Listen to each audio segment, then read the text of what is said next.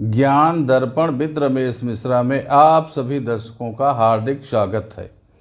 आज कुंडली विश्लेषण के विषय में हम कुछ आपको जानकारी देने वाले हैं।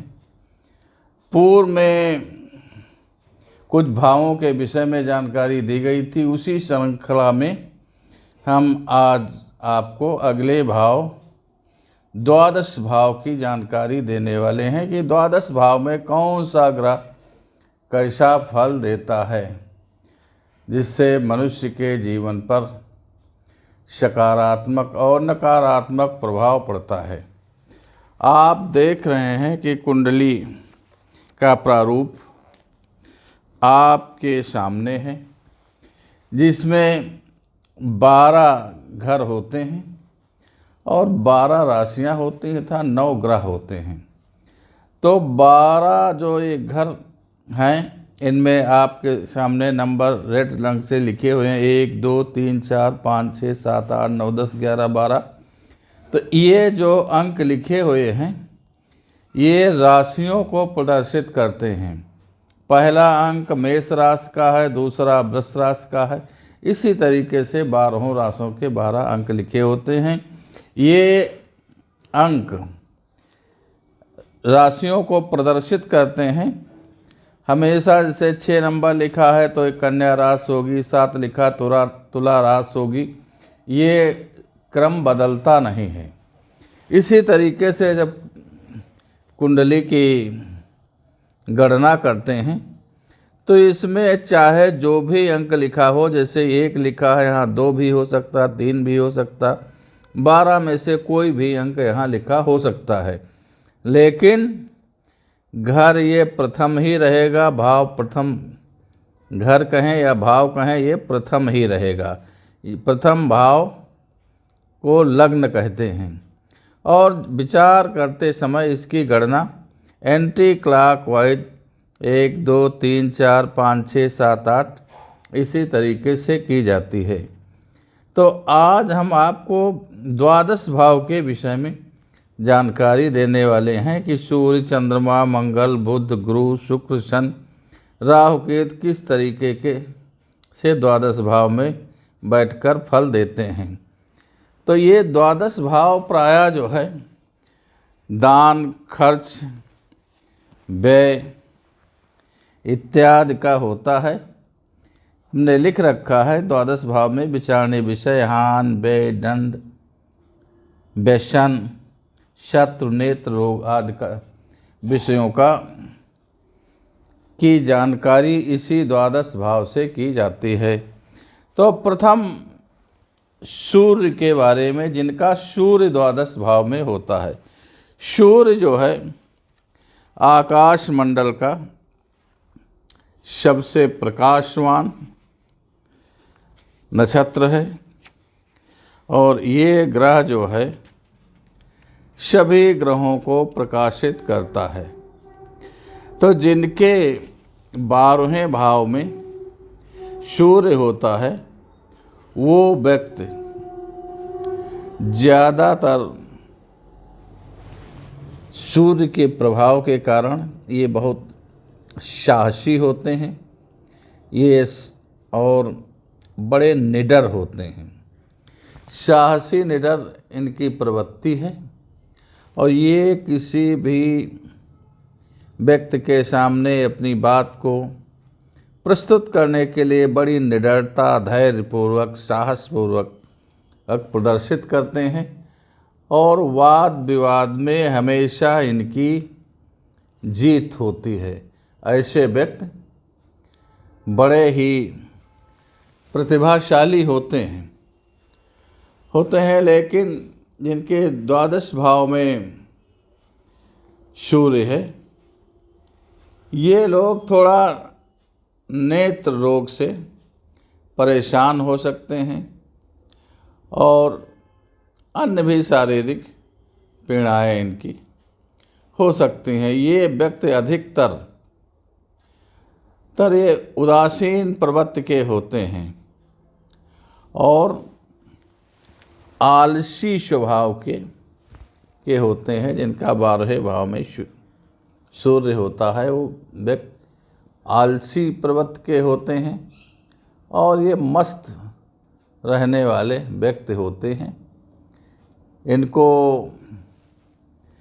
मित्रों से कोई विशेष रुचि नहीं रहती तो 12वें भाव में जिनका सूर्य होता है वो व्यक्ति साहसी निडर होने के साथ साथ उदासीन प्रवृत्ति के होते हैं। इनको किसी व्यक्ति से खास मित्रता रखना इनकी समझ में नहीं आता है। अब चलते हैं अगला ग्रह। अगला ग्रह चंद्रमा जो है, तो जिनके चंद्रमा 12 भाव में होता है ऐसे व्यक्ति बड़े शीतल विनम्र स्वभाव के होने के कारण इनको सदा शत्रुओं से भय बना रहता है। इनका धन तो अच्छे कार्यों में खर्च होता है। ये धन अपना जो व्यय करते हैं तो शुभ कार्यों में व्यय करते हैं और सदैव ये धन जो है इनका दुष्कर्मों में नहीं जाता। ये ज़्यादातर व्यसन को ग्रहण करने वाले, नशा इत्यादि को ग्रहण करने वाले ये व्यक्ति नहीं होते हैं और इनका स्वभाव भी जो है मृदु रहता है। इस स्वभाव से मृदु होते हैं और माता की तरफ से इनको बहुत अच्छा सुख नहीं मिल पाता है, लेकिन इनकी मनोरथ जो है घटती बढ़ती रहती है, कभी पूर्ण होती है, कभी असफल होती है। ये व्यक्ति थोड़ा चंचल स्वभाव के होते हैं, मृदुभाषी होते हैं और स्वभाव के बहुत खर्चीले होते हैं। स्त्रियों के प्रति इनका आकर्षण होता है, लेकिन ये आकर्षण अस्थाई नहीं रहता। प्रेम संबंध इनके बहुत अस्थाई नहीं रहते। तो ये व्यक्ति धन के मामले में बहुत खर्चीले प्रवृत्ति स्वभाव के होते हैं। अब चलते हैं अगला ग्रह जो है मंगल ग्रह, जिनके 12 भाव में होता है। तो मंगल ग्रह जो है ये ग्रह मंडल का सेना नायक है और ये भी मंगल ग्रह भी जो है क्रूर ग्रहों में गिना जाता है। तो ये व्यक्ति स्वभाव से बड़े हठी होते हैं। स्वभाव ये इसलिए हठ के कारण और क्रूरता के कारण कभी कभी इन लोगों पे झूठे मुकदमे दर्ज हो जाते हैं, झूठे मामलों में ये फंस जाते हैं और हमेशा ये अपवाद से व्यथित रहते हैं और इनको जो है दूसरे लोग छल कपट करके इनका धन भी हड़प लेते हैं, इनके धन का नुकसान होता है। लेकिन ऐसे व्यक्ति झगड़ालू प्रवृत्ति के बहुत साहसी होते हैं। झगड़े इत्यादि करने में तो ये बहुत आगे रहते हैं, लेकिन बड़े साहसी प्रवृत्ति के होते हैं। और ये व्यक्ति नेत्र रोगी भी पाए गए हैं और स्त्रियों से इनके ज़्यादा मधुर संबंध नहीं रहते और इनके कार्य जो है अच्छी प्रवृत्ति के नहीं, नीच प्रवृत्ति के कार्यों में ये संलग्न हो जाते हैं और नीच प्रवृत्ति के कार्य करते हैं और साहसी कार्य करते हैं। तो आप स्वयं समझ सकते हैं कि जो नीच प्रवृत्ति के साहसी कार्य कैसे हो सकते हैं? हो सकते हैं उन कार्यों को उस समाज में तो कोई महत्व नहीं मिलता, क्योंकि नीच आपराधिक कार्य होते हैं। तो ये ग्रह जो है ऐसे व्यक्तियों को जीवन में अपराध की तरफ धकेल देता है, और अपराधों से मुक्त होते हैं तो ये साधु संत महात्मा ऋषि इत्यादि का जीवन अपना लेने वाले ज़्यादातर देखे गए हैं। अगला ग्रह जो है बुध ग्रह, जिनके 12वें भाव में होता है। तो 12वें भाव से हमेशा हम हान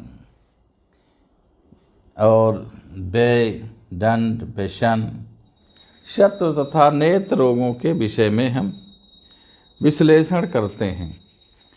इसी भाव से इनका ये विधाएँ देखी जाती हैं। तो जिनके 12वें भाव में बुध होता है, तो बुध जो है ये बुद्ध का कारक है। ऐसे व्यक्ति बहुत बुद्धिमान होते हैं। ये व्यक्ति जिनके 12वें भाव में बुध है, ये व्यक्ति बहुत बुद्धिमान होते हैं, और बुद्धिमान के साथ साथ थोड़ा ये आलसी स्वभाव के होते हैं, लेकिन ये बड़े धर्मात्मा,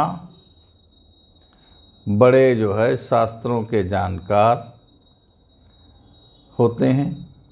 ऐसे व्यक्ति समाज में वकालत का कार्य, धर्म प्रचार का कार्य, और अच्छे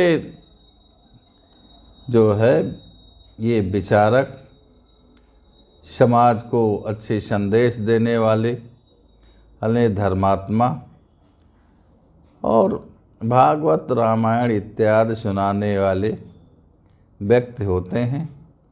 और ऐसे व्यक्ति अपने परिवार के सभी सदस्यों को संतुष्ट रखने वाले होते हैं।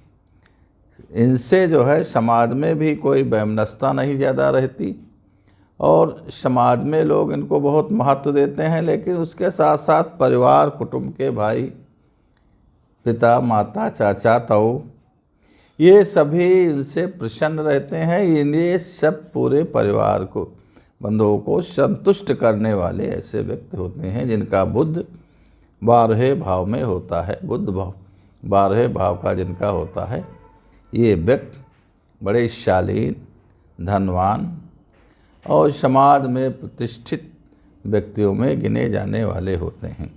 अगला ग्रह चलते हैं जिनका गुरु ग्रह, जिसको बृहस्पति कहते हैं, 12वें भाव में होता है। तो बृहस्पति जो है, जैसे बुद्ध का कारक है, तो गुरु जो है वो ज्ञान का कारक होता है। तो बृहस्पति जिनके 12वें भाव में होता है, वो व्यक्ति बड़े विद्वान प्रवृत्ति के होते हैं, लेकिन ये आलसी होते हैं। थोड़ा आलसी के साथ साथ ये लोभी प्रवृत्ति के ऐसे व्यक्ति हो जाते हैं। इनको शास्त्रों का तो बहुत अच्छा ज्ञान होता है, शास्त्रों में बहुत रुचि रखने वाले होते हैं। अपनी विद्वता के कारण समाज में स्थान रखते हैं, सभी लोग इनसे परिचित होते हैं। लेकिन ये कभी कभी दूसरों की निंदा करने में भी पीछे नहीं रहते हैं। इनका धन खर्च होता है, लेकिन अच्छे कार्यों में नहीं खर्च होता। ये खर्चीले स्वभाव के होते हैं, धन को प्राप्त करते हैं अपनी बुद्धि का उपयोग करके, अच्छे धन को प्राप्त करते हैं। और इनका कार्य ज़्यादातर शिक्षा से संबंधित रहता है। ये कभी किसी पेपर के संपादक हुए, पुस्तकों के संपादक हुए और शिक्षा को आगे बढ़ाने वाले कार्य ये करते हैं, तो इनका स्वभाव निश्चित होता है। और योग इत्यादि का प्रशिक्षण ये समाज में देते हुए देखे गए हैं।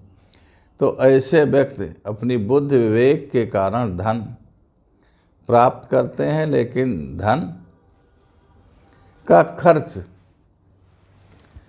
बहुत सोच समझ कर नहीं करते हैं। एक उत्तम कार्यों को छोड़ करके भी इधर उधर धन अपना खर्च कर देते हैं।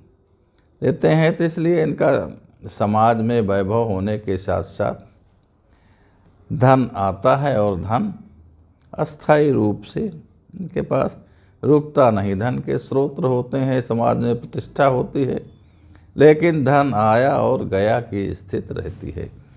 अगला ग्रह जो शुक्र ग्रह है द्वादश भाव में, तो शुक्र ग्रह जिनके द्वादश भाव में है, ऐसे जातक शरीर से तो बहुत अच्छे होते हैं और इनका शरीर जो है वो आकर्षित करने वाला होता है, दूसरों को आकर्षित करता है और बुद्धिमान होते हैं। अपनी बुद्धि विवेक के द्वारा इनके पास धन की कोई कमी नहीं रहती, शरीर सुंदर रहता है। धन भी अपने बुद्धि विवेक के द्वारा खूब अच्छे तरीके से एकत्रित कर लेते हैं। लेकिन एक इनमें गुण होता है, ये पर स्त्रियों के प्रति लालयित रहने वाले होते हैं, दूसरी स्त्रियों के प्रति ज़्यादा अपना आकर्षण रखने वाले होते हैं, उनके पीछे भागने वाले होते हैं, जिसके कारण ये विद्वान और गुणवान के नाम से तो पहचाने जाते हैं कि बड़े गुणवान और विद्वान होते हैं, धनवान होते हैं और विद्या के बहुत प्रेमी होते हैं। और इसी कारण ये व्यक्ति समाज में बहुत वैभव एकत्रित करने वाले होते हैं। इनका 12वें भाव में शुक्र है। ये सब विद्वान, गुणी और शत्रुनाशक आज समाज में अच्छी पहचान बनाने वाले व्यक्ति माने जाते हैं। अगला ग्रह जो शनि ग्रह है द्वादश भाव में होता है। शनि आप सभी जानते हैं कि शनि का मतलब अंधेरा, और शनि क्रूर तथा न्यायप्रिय ग्रह है। शनि हमेशा न्याय के पक्ष में रहता है और शनि जिस पर प्रसन्न होता है उसको बहुत धन प्रदान करने वाला होता है। लेकिन शनि जिनके 12वें भाव में होता है, तो कुंडली का 12वां भाव है जिसमें शनि पड़ा हो, तो ऐसे व्यक्ति छोटे छोटे अपराधों में संलग्न हो जाते हैं और ये व्यक्ति को निर्लज्ज कर देता है। इनके आँखों में लज्जा जो है नहीं रहती, ये निर्लज्जता का कार्य करने में उत्सुक हो जाते हैं। विदेशों की यात्रा करने में इनका बहुत मन लगा रहता है।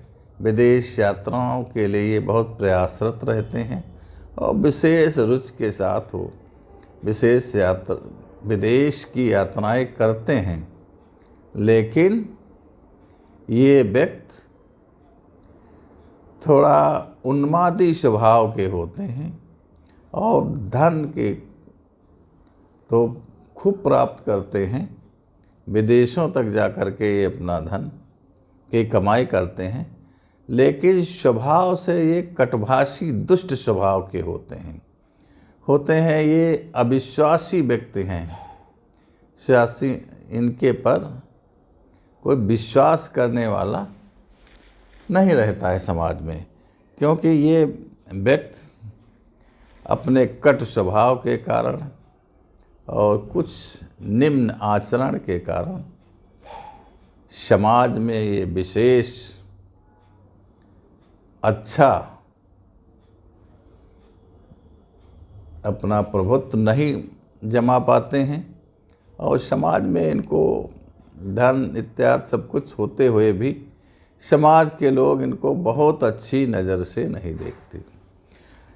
जिनका राहु द्वादश भाव में होता है, राहु भी एक क्रूर ग्रह है, और राहु के कारण व्यक्ति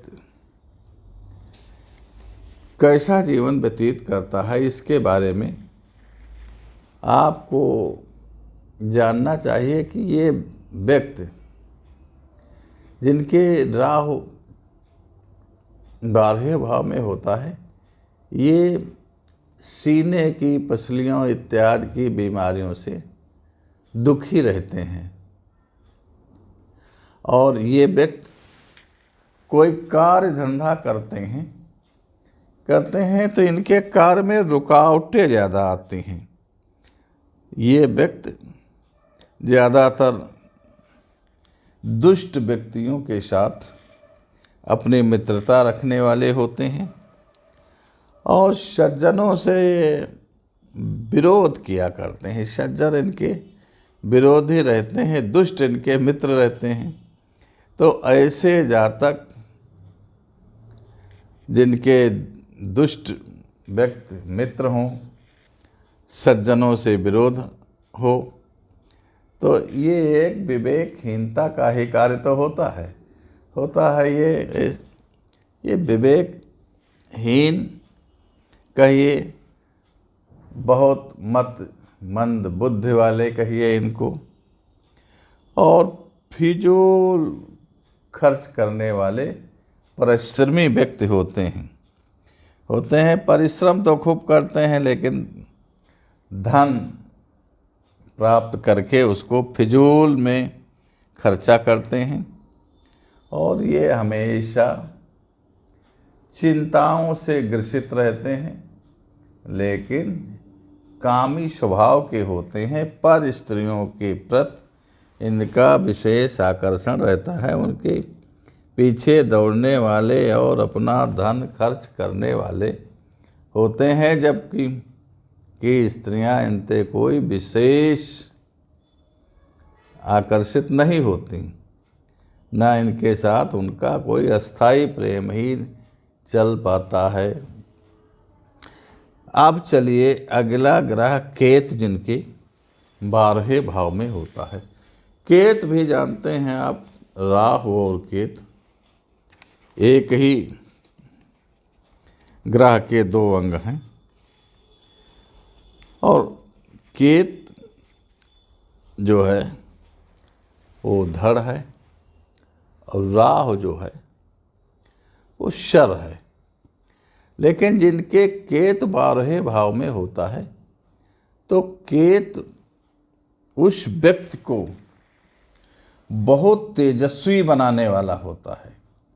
केतु जिनके 12वें भाव में होता है, वो व्यक्ति बड़े तेजस्वी होते हैं, और अपनी शिक्षा के बदौलत, अपनी कर्मठता के बदौलत ये बहुत उच्च पदों को प्राप्त करने वाले व्यक्ति होते हैं। लेकिन इसके साथ साथ ये बहुत अच्छा धन कमाते हैं, लेकिन इनका धन भी अच्छे श्रेष्ठ कार्यों में खर्च होता है। ये फिजूल खर्च करने वाले नहीं होते हैं। मुकदमा इत्यादि में इनके जो शत्रु भी होते हैं, वो शत्रुओं पर भी ये व्यक्ति भारी रहते हैं। हमेशा शत्रुओं को पराजित करने वाले होते हैं। इनके शत्रु इनसे परेशान रहते हैं, इन पर विजय नहीं प्राप्त कर पाते हैं। इसके साथ साथ ये व्यक्ति चंचल स्वभाव के थोड़ा होते हैं, और गुप्त इंद्रियों की बीमारी से भी ये ग्रसित रहते हैं। नेत्र रोग से भी ये परेशान देखे गए हैं। और ये व्यक्ति सभी लोगों पर संदेह की नज़र से देखते हैं। इनका स्वभाव इस तरीके का होता है, किसी पर ये विश्वास नहीं करते, दूसरे व्यक्तियों पर इनकी दृष्टि संदेह भरी ही रहती है। और ये स्वभाव से बड़े चंचल और विद्वान होते हैं। स्वभाव इनका अच्छा तो होता है, लेकिन चंचल प्रवृत्ति के विद्वान होते हैं, दूसरों पे शक करने वाले होते हैं।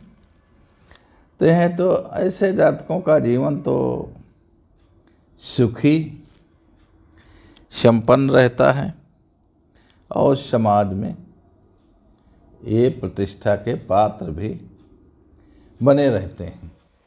तो आपके सामने कुंडली के द्वादश भाव में ग्रहों की स्थिति के बारे में हमने विश्लेषण किया, आपको जानकारी दी। लेकिन इसके साथ साथ हम पहले भी बता चुके हैं, केवल एक भाव में ग्रह की स्थिति के अनुसार ही पूरी कुंडली का विश्लेषण संभव नहीं है।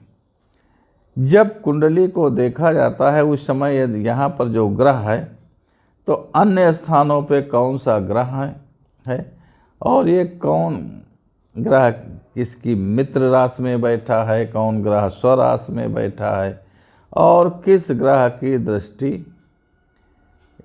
किस ग्रह पर पड़ रही है, तो उसके स्वरूप को ध्यान रख के ही पूर्ण विश्लेषण किया जाता है। बिल्कुल एक ही भाव पर आधारित फलादेश करना हमारी समझ से पूर्ण रूपेण उचित नहीं है, लेकिन फिर भी भाव के अनुसार जो ग्रह बैठे होते हैं उनका बहुत कुछ असर व्यक्ति के जीवन पर रहता है। तो प्रिय दर्शकों, यदि आपको हमारा ये ठीक लगा विश्लेषण, तो आप हमारे चैनल को नए हैं तो सब्सक्राइब कीजिए, लाइक कीजिए, अपने इष्ट मित्रों में इसको शेयर कीजिए और इसी तरीके की जानकारी लेने के लिए हमारी बेल वाली बटन को आप ज़रूर दबाएं, ताकि जो हम वीडियो डालें आपको सर्वप्रथम देखने को प्राप्त हो सके। और चैनल को प्रोत्साहित करने के लिए हमारे चैनल को ज्वाइन करें। धन्यवाद। यदि आप किसी तरीके की जानकारी चाहते हैं तो डिस्क्रिप्शन में हमारा फ़ोन नंबर दिया हुआ है, इस पर फ़ोन करके आप संपर्क कर सकते हैं।